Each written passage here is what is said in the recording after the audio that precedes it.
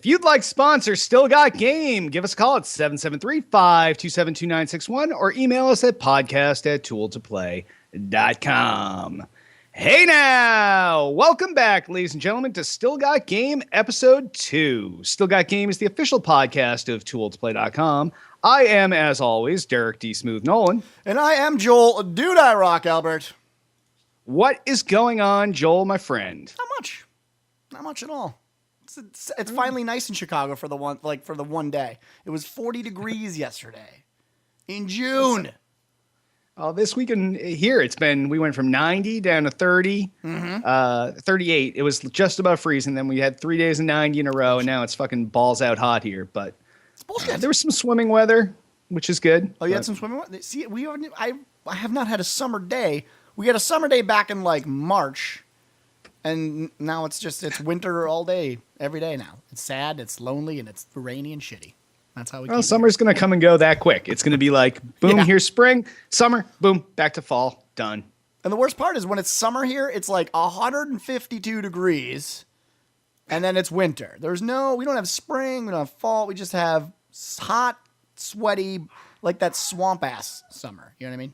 That's what global warming's all about. Swamp ass. It's fucking to help even things out. It's like either you're going to be really fucking hot or you're going to be really fucking cold, and there's no middle ground. Nope. Zero. All right. Well, I guess we'll kind of hop into the meat of the show here. We still don't have a theme song for this show, so we are looking for someone to hook us up with an intro. It would preferably be about 30 seconds or so. At some point in it, in your cool, badass, deep voice, Tool to Play presents Still Got Game. That's the only thing that needs to be in there. Anything else you want to say with Derek D. Smooth Nolan, Joel Dude I Rock Albert, or whatever you want to add to it, that's icing on the cake. But really all it needs to say is Tool to Play presents Still Got Game. Have some kind of cool music that we can have at the beginning, and then we'll obviously lay some other shit behind that. But that is what we're looking for, someone to help us out. And if you hook us up, we'll give you some sort of prize. Let us know if you're a PC gamer, console gamer, and we'll see what we have in the prize bag for you. I'm still looking for a prize for our Xbox gamer who provided our show name. So I am working on that, and it is coming. Feel free to do like a video too if you want to, because we now do video. So if you somehow manage to also be an awesome video editor, throw like a little montage in front of it, possibly. I don't know. Some fucking CG. Yeah, boom. some CG. I'm fucking doing Matrix shit. I just want me and you like fighting a dinosaur or something. Something that would happen in real life that we would do on a normal day basis. That would also happen, Yeah, we always cut that from the show because we can't have it in the intro. But if you put it in the intro, then we don't have to cut it from the show anymore. Pre-show dinosaur. Yep. Yeah. True facts. All right, well, we will start off with feedback from last week's show. Remember, if you want to leave us a voicemail, it will cut you off after a minute. Arkham Menace comments. Love the new show format. I've been a listener for the past 3 years, and now having the choice to watch the video or listen to the show is just awesome. Life is about choices, and I choose Still Got Game. Thanks for your hard work, guys. Oh, dude. I couldn't help but smile during it. Did like a writer like professionally craft that sentence? Because it's like there's some marketing in there as well. Good job, buddy. I love it. So Arkham Menace, your comments are much appreciated. And now, granted, we don't get a lot of negative feedback, very little. Usually it's somebody that spazzes out on one thing we said or swearing or whatever.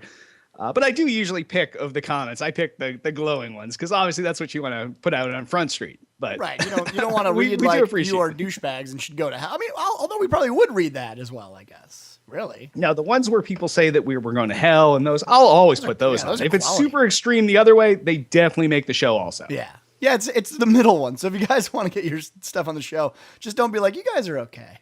You have to either kiss ass or kick our ass, one or the other. We're either going to hell or we are gods. It's one or the other. That's it. Yep. Yeah, we're not mere civilians. We're either the devil or God. All right, and Princess Steph comments. I missed last week's episode live and can't seem to find it on the Tool to Play YouTube channel. I did find it in your Twitch TV archives, but I'm not a big fan of their player/commercials/ etc. Are these episodes going to be posted to YouTube as well? Love the show, by the way. That's an easy one. So last week obviously was the trial episode, so there are problems. And we have a new setup for Thick and Thin, the other show as well. And all of that sort of correlated at once. I got a new mixer. We got a bunch of new stuff. So What happened was I did the recording and it had a nice fat watermark on it. Did not look good. The quality itself was also not so good. D-Smooth, as you can see, is looking much, much more handsome than normal, which is odd. But so we've got things a little bit more smoothed out. So what we're going to do now is when this is done, we will then transfer it over to the Tool to Play YouTube channel. You'll be able to find it. And it will also then be embedded in the actual. So if you go to the front page of Tool to Play, that's where we get all our news out. It will be there as well. So we just had to air out some kinks and hopefully it's a lot better. I think the quality's already better just on the live show. So if you have some free time, we're here. Mondays, be here, 7 p.m. Eastern, show up, and that's when you get the best sauce, the best secret sauce is the live. Exactly. Nothing gets cut. It's live and uncensored. Exactly. But when we do record, like I said, 7 p.m. Mondays, the show will hit the Tool to Play homepage and iTunes and everything else in audio format on Wednesday mornings, and embedded in that same post on the Tool to Play homepage, you'll have the choice of streaming the audio or the video. Or if you're an iTunes subscriber, it's already in iTunes now. So just search up Still Got Game and you can't miss us. Yeah. I'm wondering, is there a way to do the embed for iTunes for the video as well? Can we put that in the feed or is that not possible? We could do two. It's possible. Right. You can have what I would almost rather have is a separate feed for the video, because there's people that have devices that probably don't want the video enclosures pulled down if they're taking these giant videos, right, or they have a limited amount of space. But what we'll do is we'll put up a second feed in iTunes just for the video, and that way you can subscribe to the audio, you can subscribe to the video. If you're one of those people that listen at work, you can just go to the Tool to Play homepage and use the flash players for either your video or audio. You're covered either way. But all right, yeah, good deal. We'll make it so that no matter how you want to consume this show, it is consumable whether live or after the fact, and you'll get it whatever way you want. Cool. All right. And last but not least, Mark with a lot of R's comments. You guys rule. Now poning in 2 dimensions instead of just one. I never miss an episode, no matter what the show is called. So obviously this guy's been around through the 3 show renames. Yes. That all happened within 1 week of each other, apparently, is like how it really went down. But yeah, it was fairly quick. It was literally like a couple months, and the show went from Tools Type Radio to Gaming Under the Influence to now Still Got Game, which is my favorite name of the 3, to be honest with you. Yeah, it actually fits us the most. Like, I think it fits us as individuals the most. So I'm a huge fan of it. I'm a huge fan. Huge fan. So, and once again, we appreciate the comments, Mark. Or Mark. So if any of you feedback, either give us a call, 773-527-2961, or fire us off an email at podcast@tooltoplay.com. In site-related news, why don't we start off? Where are we going Sunday, Jay? I heard that we're going to a little place called E3. Los Angeles. Yeah, I can't wait. I'm actually so excited. It's like, I haven't been, it hasn't fully hit me, and then this week I'm like, shit, I'm going on Sunday. I got to get my shit together. I should buy a plane ticket. Yeah, that's always a big plus. Yeah, that's the first thing you're supposed to do. I'm doing it right now. Buy a plane ticket. No, so we're going to E3. I can't wait, though. How do you feel? This is my, it's my favorite vacation of the year, but it is the exact opposite of a vacation. It is the most work that I get paid a real money for my real job, and I do so much more work in the 5-6 days that we're at E3 than I do in a month or 2 at work. Yeah, I had to try to explain to my coworkers down at the Sun Times. They were like, "Oh, you're going on vacation? You're going to LA? You prick!" I'm like, "I'm busting my ass. I want to be at work where I can just kind of chill and get stuff done. I am running, I am walking, I'm jogging, I'm drinking heavily. I'm doing all these things all at once, and then I have to wake up the next morning and do it all over again, 4 times in a row. So there's work involved. It's not relaxing at all. No, that's the problem when your schedule starts first thing in the morning and it goes until the show floor closes, and it sounds like it's a lot of fun, but then you have back-to-back parties all the way until 2 or 3 in the morning, and then you got to go get some sleep, all fucking tanked, and get back up the next morning at 7, grab a quick breakfast, get out there, and do it all again. Ugh, God. So I'm like sad and happy at the same time. Yeah. I love it. It really is. I try to explain it to people too, and it is so exciting, and I love being there and kind of embracing the whole scene that it is, and it's like a media overload, and it's everything video games is all there, and it's all in your face, and you're seeing what's coming next year, or in the case of some games, what's coming 5 years from now. It doesn't matter. You're getting the bleeding edge. And I know that Tiff Electrify Nolan, our editor in chief, she's got. I rolled that first shot. I know. Good job. Tiff has her crew of writers, and they're all ready to go. So the way that we cover E3 to make sure that we get the coverage to you as fast as possible is we have, for the last 3 months, I've been booking appointments with every single outlet that we wanted to make sure we covered their stuff. And what happens is we go in there, we sit down for our appointments, we take all kinds of notes. We get those notes back to our writing staff, and then someone is assigned to each of our appointments, and they take our notes and they write it up all nice and cool, and they get it up on the Tool to Play homepage. And we actually look like a real news outlet that's cranking shit out in real time and getting information out there to people that are interested in our spin on things, and maybe not the joystick, plain vanilla spin, or what Kotaku's saying. This is what we thought of things. So you'll see things like, holy shit, I'm jizzing all over the place. Right. Like, these are things that are in our notes that you won't find on Joystick. Yeah, most of my notes are they just really say jizz for like a really just jizz. And then I compare notes with Derek, and I'm like, what did you say? And you're like, I jizzed all over the place. I'm like, I'm jizzing too. It's just buckets of jizz. It's really it's fucking gross. It's gross. It's gross in a good way. It's good gross. Yeah, it's good gross. Yes. But yeah, we're super excited to get out there. It's going to be busy. It's going to be chaos, but it is going to be it's a lot of fun, and I can't wait to bring back some information and push that back to our writing staff so that you all can see what we're seeing out there in some sort of virtual way. Yeah, and especially, obviously, everyone knows this year is a big deal, right? So there's no better E3. There's not been a better E3 to go to. I would say 5, 6 years. I mean, it's been this at long. Least, yeah. So it's kind of cool to know that you're going to a huge, the best E3 you're going to see before you even go. Because years ago you'd be like, I hope there's a new game. I hope there's something cool to see. I hope they show something. No, it's like, for a fact, all of the cool shit will be in one location for these 4 days. Period. So. Yeah. And we know that the three of us come, I guess it's Monday morning. The three of us are going to be sitting in fucking Microsoft's press event, seeing the other side of the Xbox One. We're going to be seeing the games and more hardware details and everything else that people, it was made clear beforehand that we were going to get a certain view of the Xbox One at the reveal event, and now we're going to get the rest of it. Right. And the three of us are going to be sitting there Monday morning. I will be fucking live tweeting like a motherfucker from there, because that's one of the few venues that we actually covered the press event for that there's internet. So actual service. So we will live tweet the fuck out of that, our spin on things, and then obviously it'll be written up on the Tool to Play homepage later. But super exciting. Can't wait. And it's going to be a good time. Good stuff.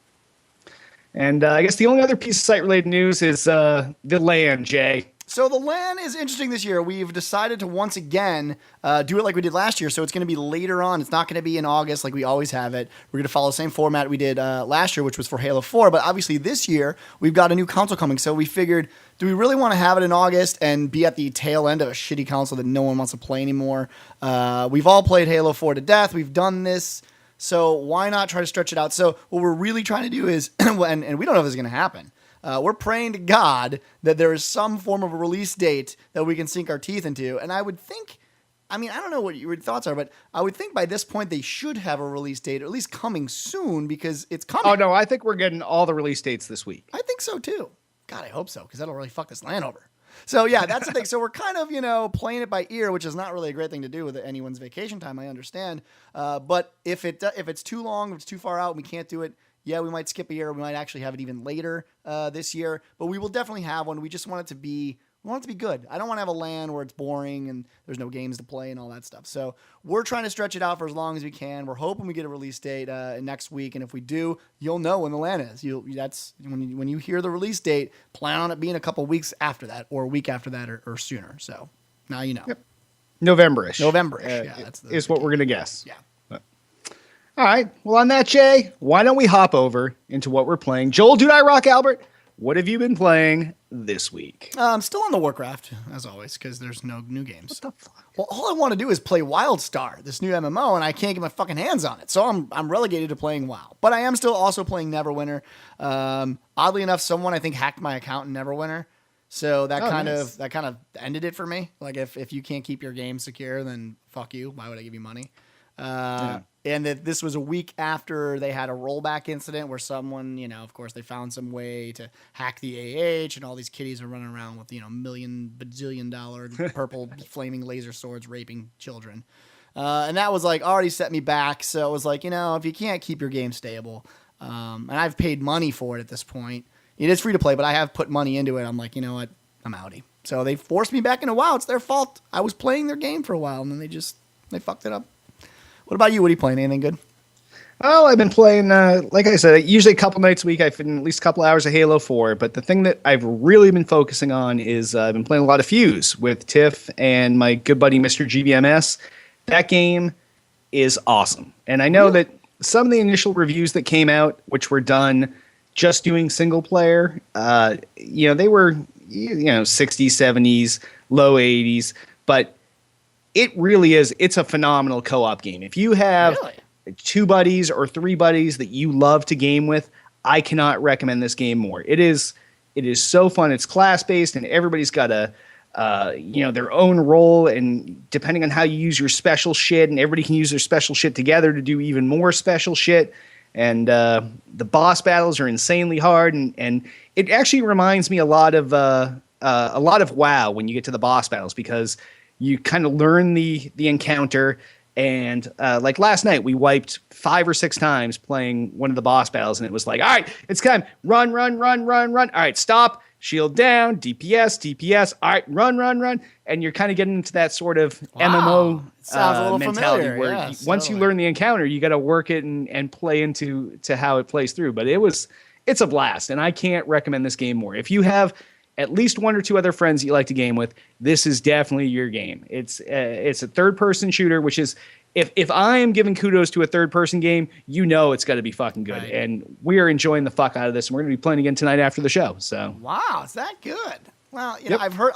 Obviously we saw what was the name before? You always remember it, I know. Overstrike, which I always thought was a forgetful name. I think Fuse. I thought Overstrike was a cooler name than Fuse. Well, Overstrike definitely is a cooler name, but I forget. Like Fuse is really easy. It's like it rolls off the tongue. It's that one syllable. It's just I don't know.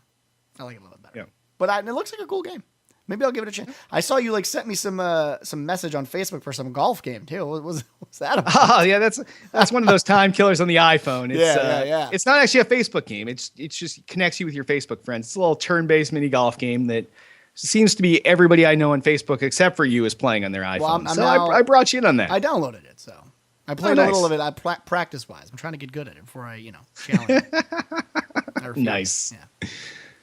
All right. Well, on that, Jay, why don't we hop over into the new releases? And there is only one new release out this week. It is a multi-platform release, and it is Remember Me. And this is out for the 360, the PS3, and the PC. Now, this is one of those unique, weird games that's kind of part game and part interactive movie. You play as Niln, a futuristic memory hunter. So basically the gameplay is this. It's a lot of platforming, a lot of melee combat, but you also have this power that you build up through the game, which they call dream remixing. So you can kind of go into one of your targets' minds and implant a memory of something different than how it happened. So when they see you, they're like, "Oh, wait, that's the person that saved me. All right, let's work together cooperatively instead of me fucking shooting you and kicking your ass." So there's this whole dream crafting thing. The game also has this whole underlying thing where you can design your own melee moves and combo moves and all this stuff. There's a huge combo editor in it, which is bizarre for this sort of movie-esque game, where you can predefine all these combos. And you're like, okay, if I do this, then it's going to go in and do this melee move, this. You can either play it really cerebral or really physical. Both ways, pretty cool. The game seems to have a bit lofty goals with this whole thing, but it's been getting solid reviews in the 7s, including a bunch of high-profile sites giving it 9s. Wow. So I'd say if you're looking for something different to kill some time, because we all know that we're not going to get any more AAA premium titles out before the new console. So if you're just looking for something, you're tired of what you got, you want something different to kill some time with, this is actually a really interesting game. It reminds me of Heavy Rain, Gotcha, except with yes. this whole dream thing layered on top of that. So very cool. If nothing else, it's probably worth a rental. Yeah, and I think it seems weird, but I feel like we're getting a lot of this this game genre, if you will. This genre seems to be picking up a little bit of steam. I think we're seeing a little bit more of this, especially through Sony. Sony seems to be the ones that, or the system that really takes these types of games and promotes them. I wonder why that is. We don't see that really from Nintendo. Is that I'm sorry, from Xbox. Is that just because this is a Japanese thing to do? Yeah, I Right? think so. Like- This is really the first multi-platform one that we've seen do that. Like Yeah. the other ones, like we saw the game that was coming with the girl from Juno that Sony was putting out. They had that other fucking weird game that we saw last year at E3 that I can't even describe what happened in it or what it was, but it was the same sort of, Right. very cinematic thing. It definitely seems to be more of a Japanese thing, but it's good to see that at least Xbox gamers will have a chance to try it on this generation of consoles. Yeah, and if you're a it's- PC gamer, this is also your first dip into this weird realm as well. So Yeah, I don't know. Maybe this is catching on. I've yet to play a game like this, so maybe this will be the one. I don't know. We'll see. yeah, see, it all depends on how bored you get and how much you hate WoW. Exactly. That's about right. All right. Well, on that, we will hop over to the gaming news. And this week, it's pre-E3. It's a slow news week. So I mixed in kind of a fun story in with the news. But, we're not going to be giving you any groundbreaking news here. No one's going to be like, oh, my God, this is the latest and greatest news just before E3. Right. It just doesn't happen that way. So first story. First story. Dead or Alive publisher experiments with free-to-play on consoles. This is from Gamasutra. Japanese publisher Tecmo Koei, was that how it's pronounced? Koei? That is. Wow. Is set to experiment with free-to-play elements on the console as its upcoming Dead or Alive 5 Ultimate Fighter will be available both as a full retail game and as a free download. According to details at Famitsu, Japanese PlayStation 3 users will be able to download Dead or Alive 5 Ultimate free of charge and play through the game's online mode with 4 playable characters. Accessing the single-player story mode and additional characters obviously will cost money. It's 1,500 yen, which is about $15 for the story mode, 400 yen or $4 for each character. And Tecmo Koei will occasionally make certain characters available for a limited time, sort of as a way to entice you to actually spend some money. However, there will be no limitations, this is pretty interesting, on how many matches can be played with the base free version of the game, and free players will be able to play with all the paying players as well. So there's no restrictions when you get the game, which is kind of cool. The Famitsu report does not state whether this free-to-play version will be made available in the U.S. or not. But what are your thoughts on something like this? This is interesting. We're seeing this on a fighter. This is new. Yeah, no. Like I'm a big fan of free to play coming to consoles, and that after PAX East I was talking a lot about the Ascend New Gods game that was the the giant gods and all the little people, and they climbed on you and they were shooting shit, and free to play on consoles is a great thing, and it's the perfect place where you expect to do microtransactions. That's on a PC you don't expect. On a console you expect to be able to buy small things, and you get used to it with the Xbox right out of the gate. It's like, hey, do you want to buy something for your avatar? It's really cheap. It's going to be like what the equivalent of $1.25, and you kind of get used to that, and it kind of sells that to you. So starting with something that's, in this case, is a full fucking game that you can play. Granted, it's a small subset of characters, but there's no limitation. If one of those characters is the one you love, you can fucking play the shit out of this game for the rest of your life and never pay a cent.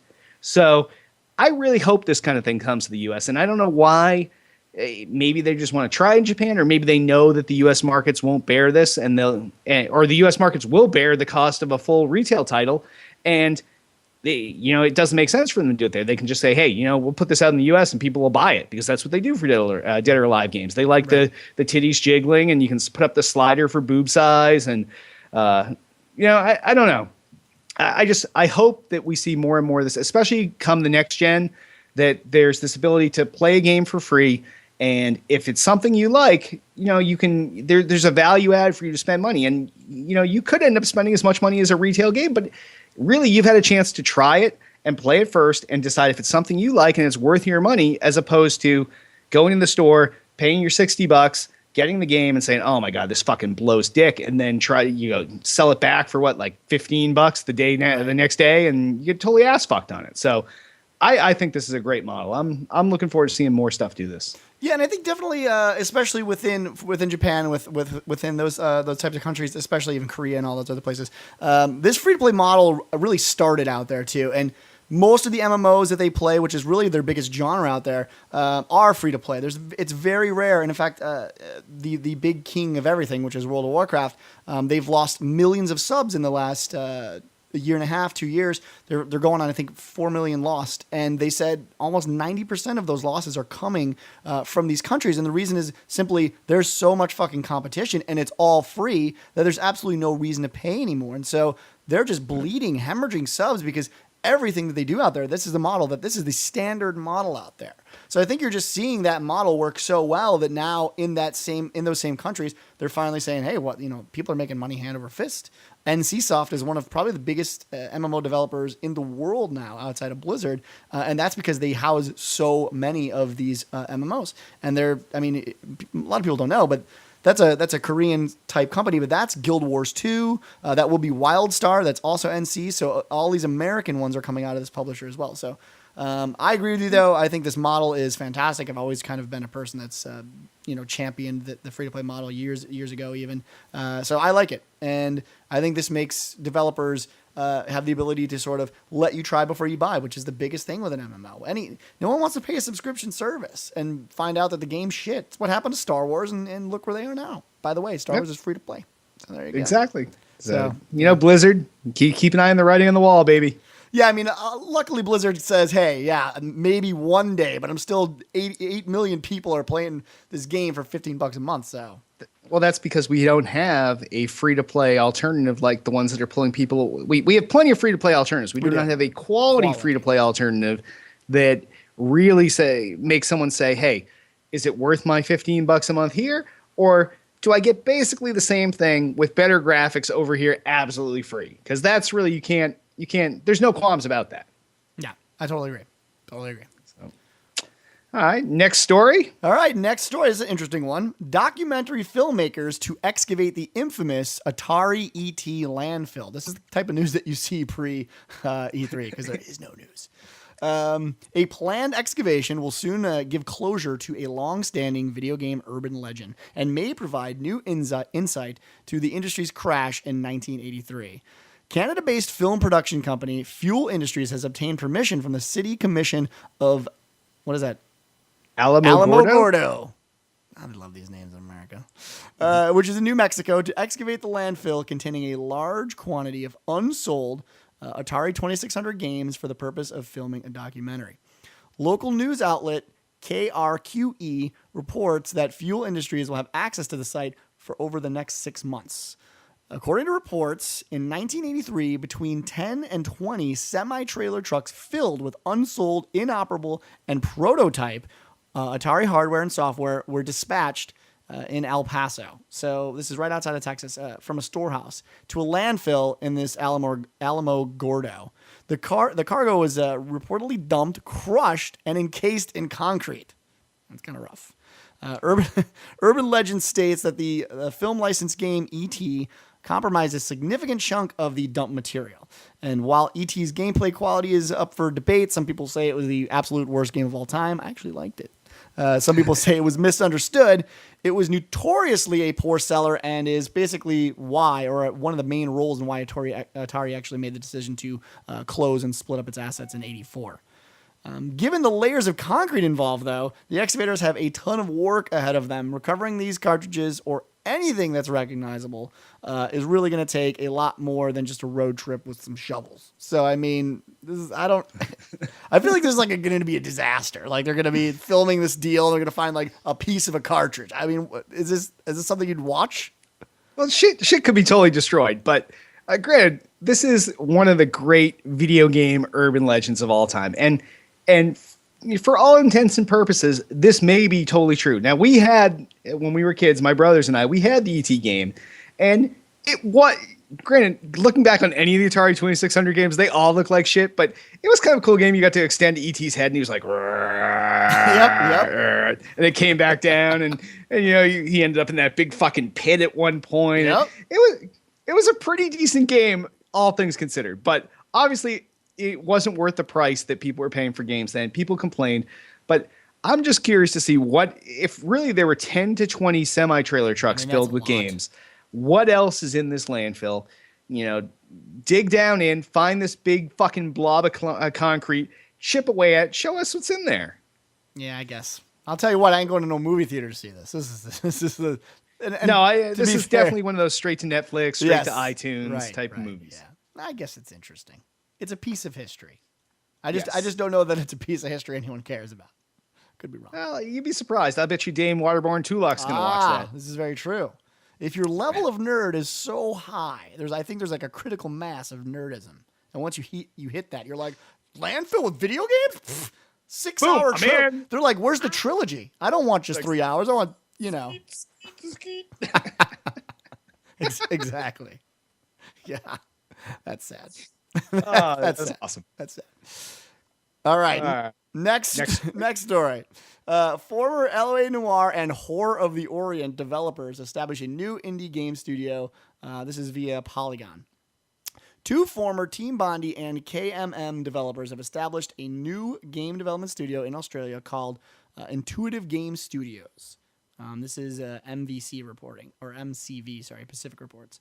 The founders, Alex Carlisle, design lead from Team Bondi's LA Noire, and Kennedy Miller Mitchell's Horror of the Orient, and Kelly Bagent, I want to say, storyboarder for LA Noire and owner of the New Zealand-based TUI Studios.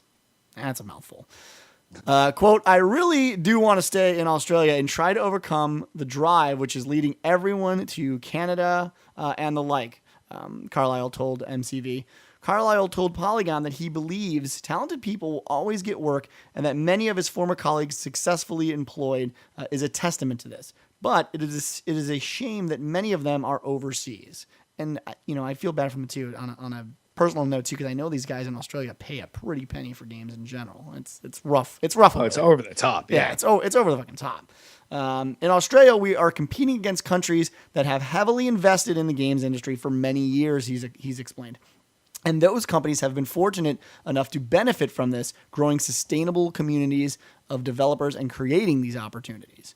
He went on to say that Australia is seeing an encouraging expansion of indie development due to growing backing from state and federal government funding and support from the Game Developers Association of Australia. So they're starting to build out there. Here in Australia, quote, one of the things that we do well is creating work for ourselves. And there are some great examples of us thriving at this, Carlisle said. I am proud to be joining this community and contributing towards a sustainable industry. As yet, the studio hasn't revealed any information about future projects. Carlisle told MCV that they will initially hire people on a contract basis rather than full-time, which this is a smart move, I have to say. Last month, the members of the game development studio at Kennedy Miller Mitchell were all laid off. The studio, which largely consisted of LA Noire's development team, was working on the 1930s detective game Horror of the Orient. At the time, KMM's Doug Mitchell confirmed with MCV that Horror of the Orient has been killed, which is always a sad. Hasn't been killed. Or hasn't been killed. Oh, I'm sorry. That's good. Yeah. That's good news. Is this the future? Laid off? Who cares? New studio? This is what happens. Like, people get laid off, then fuck it, new studio. This is like the new thing that's happening. Other industries don't have this opportunity where people are laid off and they're like, oh, fuck this, I'm starting my own company. Right. But in the gaming industry, this is actually a legitimate thing. And now this is probably the 3rd time that we've talked about this in the last 2 or 3 months, where a company shuts down. The studio has some brilliant IP that they've been working on. They have a bunch of brilliant brains, and they say, hey, you know what, guys? We might not be able to, like, right out of the gate, put everybody on as full-time employees and lock in all these salaries. But we want to make sure that we take care of the people that have been putting in for us. We want to make sure that we get to work on the art that we've been working on. And we're going to put our money where our mouth is. And this is just great news. I'm a huge fan of this. And I wish these guys nothing but the best. And LA Noire, it did really well. And people really liked that game. And I I'm just looking forward to see how this plays out, not just from the game perspective, but how this new studio works out. Because the more and more this happens, the more and more people that work for other studios don't have to worry about this. Now, granted, Zynga today had like 8 billion people laid off, but nobody wants to help the Zynga people because they all feel like they were just ass fucking them for years. But real legitimate game development studios, you want to see that there's some opportunity to move forward and to succeed after things go bad. Well, and that's the sad thing with a company like this too. I mean, you see it time and again. Again, you just said like the game did well, and it's just crazy to see this. Like, you know, it was critically accepted very well. The game did fine. It's not my type of game. It's something I would ever buy. But for a lot of people, they really enjoyed it, and then you see them have to sort of start all over. It's just the recycling of all these developers that really, I don't know. It pains me to see it. I mean, you're it's right. The same thing. It's the same thing that happens in the movie industry. It's that balance of where the $60 for your game comes in and how much goes to where in the pie. So you look at movies like Life of Pi, and that movie did fucking phenomenally well. And the visual effects company that, for all intents and purposes, did 80% of that movie, Rhythm and Hughes, those guys went out of business. They were bankrupt after making the most successful fucking movie of the year. It was Oscar nominated. And it's just because the way that the profit is laid out, the money doesn't trickle back to everybody that worked on something. And it's the same thing in the gaming industry. You know, the developer takes a cut, the publisher takes a cut, right? Your retailer takes a cut. And, you know, by the time that this all trickles back, depending on, you know, a small developer has to work on a different deal with publishers. And now they say, okay, well, we want to publish across these platforms, and we don't have a proven track record, so we have to take a shittier deal than we would normally take. And by the time that money trickles in, your game could do well, but you're really only taking pennies on the dollar. It's depressing. You know, it's like even new artists, they have the same thing with music. You know, there's a Macklemore, everyone's loving him right now. And one of the things that he did really well. One of the things that he did really well is he cut out all the middlemen, and you know, he's got a platinum record out right now, and it's really just. It's him. He's the producer. He's the everything. And he even wrote a song about it called Jimmy Iovine. It's on that album as well. You can check it out, where he basically talks about how if he was to sign with those people, he'd be making a quarter of a penny on the dollar, and it wouldn't be worth it. So I don't know. I mean, I hope it changes, but I think you're right. I think this is the way to do it. You know, do it independently. Just forego all that bullshit and be lean, be nimble. I mean, and you know, don't bring people on, hire them full time, give them salaries, make it contract. If things go well, then build the company. So, no, it's good stuff. It's definitely good stuff. No, well, we'll keep our eye on these guys, because I'm really, I want to see some success in this sort of venture, so that, you know, other companies in the future will say, hey, you know what, and maybe they're not even to the point where they have to lay people off, but they say, you know what, right now we could do a lot better doing this for ourselves. And maybe they buy out whatever interest they have in some publisher and buy out whatever deal they have and work it from the back end. But ultimately, this is better for gamers. This is better for the employees there. It's better for everybody except the publishers, really. Right, So and fuck that. I'm looking forward to see how this plays out. Definitely. All right. Well, what's next here? Oh, yeah. This week's What the Fuck story. Wow. God, it's creeping up on me now. Well, that's what happens when there's no news. This week's What the Fuck story, this is a weird one. This is via, of course, Game Politics. That's where everything comes from. Video game expert can't sway jury in a mass murder trial. This is bizarre shit. A man who murdered an entire family with a tire iron in 2009 in their Beeson, Illinois home tried to use video games as part of the defense earlier this week. After one day of deliberations, the jury delivered a stinging verdict. Chris Harris has been found guilty of 5 counts of first-degree murder for the 2009 mass murder of 5 members of his ex-wife's family at their home in a small town in central Illinois. The victims were the Gee family, which included parents Ruth, Raymond, named Rick Gee, Rick's 22-year-old son, Austin Gee, and Ruth's children, a 14-year-old Dylan and 16-year-old Justina Constant. The Gee's 3-year-old daughter, Tabitha, was also beaten severely by Harris, but managed to survive the attack. Chris Harris knew the family because he had been married to Rick Gee's adult daughter, Nicola Gee. She was not in the house at the time.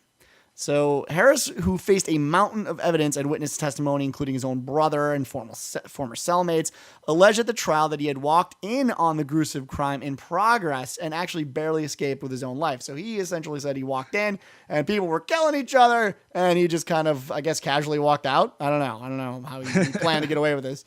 On May 28th, a familiar expert witness testified for the defense of Chris Harris's murder trial about the effects of violent video games. It was mentioned in an earlier report this month that Harris had claimed that he had walked in on the murder spree in progress and had no choice but defend himself against the teenage victims. His defense was a variation of the video games made me do it defense, but instead he put that blame on the 14-year-old victim, Dylan Constant. So he essentially said, I walked in and this 14-year-old Dylan was playing like Call of Duty and he went into a rage and started like killing people. And luckily, with his ninja skills, Chris was able to escape with his life barely touched. Of course, the defense, tried very hard, but no one was buying it. The defense tried to paint the victim, who was bludgeoned to death, mind you, this 14-year-old, as an antisocial, at-risk teen whose rage and anger was exacerbated by playing these violent video games. The defense argued. The defense argued, led to Dylan killing his entire family on the night of the September 29th, 2009, which Harris claims he walked in on in progress. Like he fought him and then he fought off this one guy and then that was it. Then he just said, all right, fuck it, kill this one dude. So this story has me saying, what the fuck? What about you? Oh my God, this story totally has me saying, what the fuck? This is...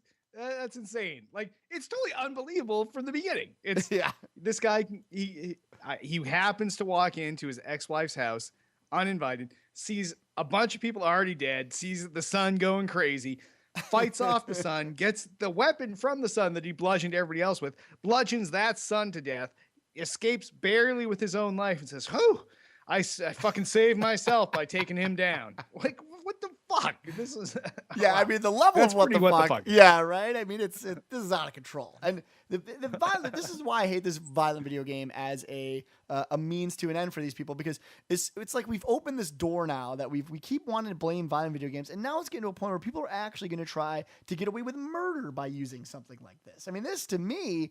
If this wasn't a horrible defense, I mean, showing it now is like, come on, guys. Do you think people are really like a 14-year-old kid's really going to go ape shit, murder his whole family, and this grown man who's going to have to battle him? Because apparently when you play too much Call of Duty, you also get like insane strength, and he's probably like saying like, oh, and mad tire iron skills. Yeah, right. And you become like a ninja by playing, and ipso facto, you're able to just murder people at will. I mean, I don't know. It's just stuff like this. It really gets to me, because this is what happens when we start putting ideas in people's heads that, yes, maybe video games can actually make this happen. It's disgusting. It's disgusting. Ugh, I'm raging right now. It is fucked up, and I'm glad this didn't work out well for him. Yeah, fuck that dude. What the fuck? All right. What the fuck is right? On that, we will hop over into the mailbag and voicemails. Altius asks, there were an awful lot of complaints online about the Xbox One reveal event.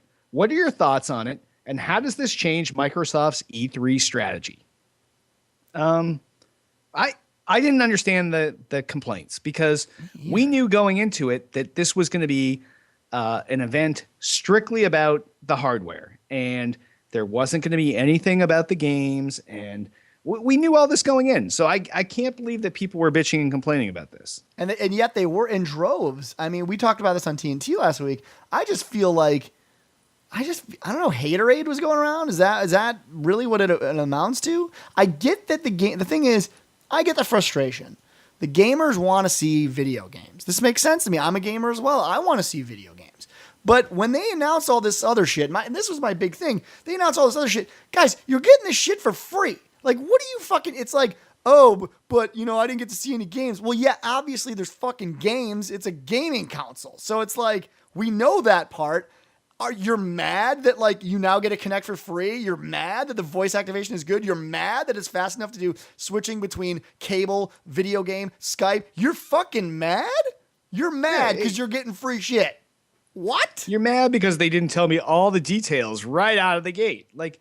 it's so insane. Like it literally Aaron Greenberg went on Major Nelson's podcast the week before. He said, "Listen, this is like the pre-event. We're going to tell you about the hardware. We're going to show you some stuff. But if you want to know about games, E3 is where that's going to be. This is not where that's going to be." Oh, you mean there's a fucking game convention? Where are the games? I don't understand. Where are the games? I'm watching the reveal of it. I don't see any games. I see ESPN and I see TV, change channel. Oh, pin this up. No. Yeah, because we wanted to see that. We didn't give a shit about the games at the moment because we knew that the games are coming at E3. This was so that we didn't burn the first hour of our press event at E3. We needed to bang this out in advance, get this out of the way so that when we go to E3, that press event is all skeet games, skeet games, skeet games. A jizz-tacular explosion of sticky proportions. That is what we wanted, and now they're bad. And this is to me, this is the best. That you should be so happy when you see something like this. All they're telling you is all the things the product is going to do extra from playing video games. That's it. They're saying, guys, this is a game console, but by the way, TV, DVR, hooking up to your, I mean, the idea, the concept is what they were trying to sell. That's what they should sell. I mean, it's really sad that the marketing is lost on these people because the whole point is to tell you that, yes, it's a game console. Yes, it will have great games. Yes, it will. By the way, they even said, yes, it will have new IPs. Yes, it will have tons of exclusives. Yeah, like 15 exclusives this year. 15. I mean, you hear these things, right? But they're giving you a little nibble. They're like, oh yeah, 15 exclusives. Oh yeah, let's get. But let me explain what the system is about first. And people got mad. Now, I will attest that having a VCR from the 1980s as my new console is awkward, but I don't. It doesn't bother me. I'm going to argue for this. Go ahead. I will argue for this right now. This is a big point. So go ahead. All right. So you have now. Granted, your setup's a little weird. You got fucking consoles in bedrooms. You got all kinds of weird shit. Right. We have consoles all over the house, and in this room in particular, I have a salamander rack that has a whole bunch of. Here. Boom. Do it. Show it up. There you go. There's okay. There's the salamander rack right there. It's full of fucking equipment. And now that has a bunch of shelves and you got your tuner in there. You got the cable box on. The Xbox was not made to stack. The Wii was not made to stack. The original PlayStation with the curved fucking top. None of these devices are made to stack. Some people just want devices that fit in their home and you can have, shit there where things fit and they don't look out of place and they're not rounded. They're not white. They're not absurdly curved. You can have them in under a TV. Maybe you have the kind of TV your TV's mounted on the wall and you have one of those little short 2 shelf racks. You want something where you can put a device in there. And you think it looks like a VCR, but look at it and look at the size of the disc slot load space. If you take that, it's about the same width on the other side for another disc. That is way shorter than any VCR you've ever seen. Well, I will say this though. We did confirm one thing on TNT. We had one of the guys that actually helped to design the box. We were lucky enough to have him on, Styles, who gave us almost no information. Yeah, Styles. Yeah, that was excellent award-winning reporting. Yeah, that was the I can't tell you anything, but I'm on a show to tell you that I can't. Yeah, that was. Yeah, no offense. That was one of the worst shows I've ever seen. That's what happens. That's what we're working with. But one of the things that did come out at least was that it was longer, wider, if you will, than the current Xbox is. So it is bigger, right? Yeah, it's wider than the current Xbox, but smaller than, I guarantee you, than your FiOS cable box, whatever Comcast, whatever cable box you have. This is definitely smaller than that. I'm giving you an because I don't know. Because we don't know. It's 13 inches. 13 inches wide. Boom. I know what else is 13 inches. All right, and on that, if anyone else has feedback, give us a call, 773-527-2961. You can also comment on this episode in the post on the Too Old to Play homepage. Right there at the bottom of the post, there's a little button, fucking comment, boom, lay us your comments there. Instead of segregating our comments to the forums, we're going to keep everything on the homepage so that everything is right there in Front Street. New people come, they read the article, they don't have to go to the forums to see the comments. Yeah, we want people to actually, see if a new guy comes in, a little bit of communication with how you like the show, what do you think about it, all that stuff. It goes a long way. So if new people come in, they see that people are actively commenting on our awesomeness, as you should be. We keep the ball rolling. So yeah, leave a post for us. Exactly. Yeah. All right, if you want to sponsor the show, you can once again give us a call, 773-527-2961, podcast@tooltoplay.com. Tell us what you're selling. We'll tell you what you're paying. We'll sell it. You pay us. Boom, done. And Still Got Game will be sponsored by you. Twitter us up. You can find everything Tool to Play related at twitter.com/tool-to-play. Everything podcast related at twitter.com/still_got_game. I, king of the internet, god of everything that's holy, am at twitter.com/Derek Nolan. And I am at twitter.com/dudeIrock. DOODIROCK. This is a fact. Facebook the fuck out of us. Facebook.com/tool-to-play. Facebook.com/Derek Nolan. And Facebook.com/dudeIrock. Also, please rate and review the podcast in iTunes. Give us 5 stars. Tell people it's awesome. Tell people we're gods. Tell people you love us. Whatever you want to tell them. Just the only right answers are 5 stars. 1, 2, 3, 4, 5. Click the 5 stars. Write something nice. You know, these guys saved my life. I was on the brink of suicide. I had pills in my hand and a whole bottle of Jack. And then I started listening to episode 1 of Still Got Game. And I was like, no, life is worth living. And that's what we want you to put in your comments. Yeah. And also, we cured your herpes because that's one of those annoying things that you live with the rest of your life. But we're so badass, we don't even want you to live with these normal, annoying occurrences. We clear that right up. Right up. Yep. We're like an ointment that you don't have to rub on. Exactly. A soothing sound ointment for herpes. All right. And join us each and every Monday night, 7 p.m. Eastern, 4 p.m. Pacific. And that's at twitch.tv/tool-to-play. Or, you'll find us on iTunes on Wednesdays. Both the audio and video version of the show will be there, so you will not miss anything. And on that, we will wrap this episode up. I am Derek D. Smooth Nolan. And I am Joel Dude I Rock Albert. Party on, Wayne. Party on, Garth. Boom.